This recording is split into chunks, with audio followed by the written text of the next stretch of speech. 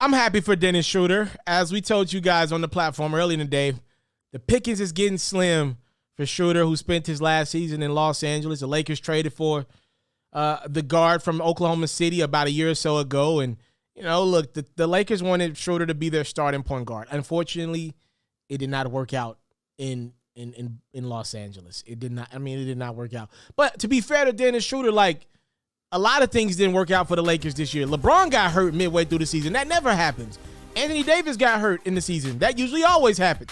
The only year it didn't happen is when Anthony Davis got 4 months off in the middle of it, a la the COVID year, in which Anthony Davis was able to rest that body, go to the bubble, and ball out for a couple months. And he barely got through the bubble, by the way.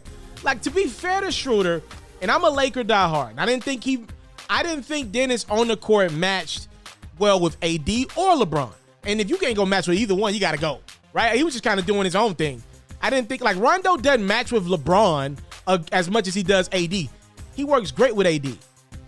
I think Westbrook's going to match better with AD than he does Bron as well. But a guy like Dwight Howard matches pretty well with LeBron. LeBron really loves Kentavious Caldwell-Pope. I know he's gone now, but he was a guy that LeBron meshed well with. Right? There are guys that match with either guy. Schroeder's situations, he didn't match well with LeBron nor AD, which means he had to go.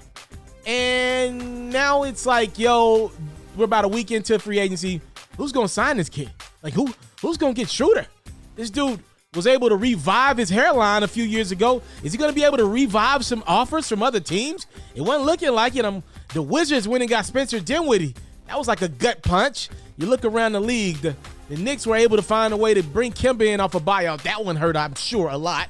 Look around, man. The Bulls went the direction of Lonzo. The Pelicans went in the direction of Devontae Graham. These are all spots where maybe Dennis Schroder could have found a home.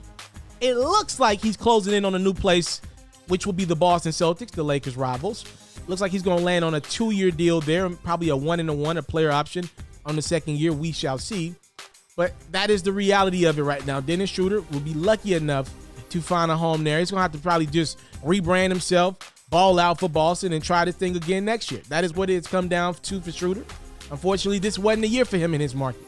But hopefully next year, Dennis Schroder can do it again.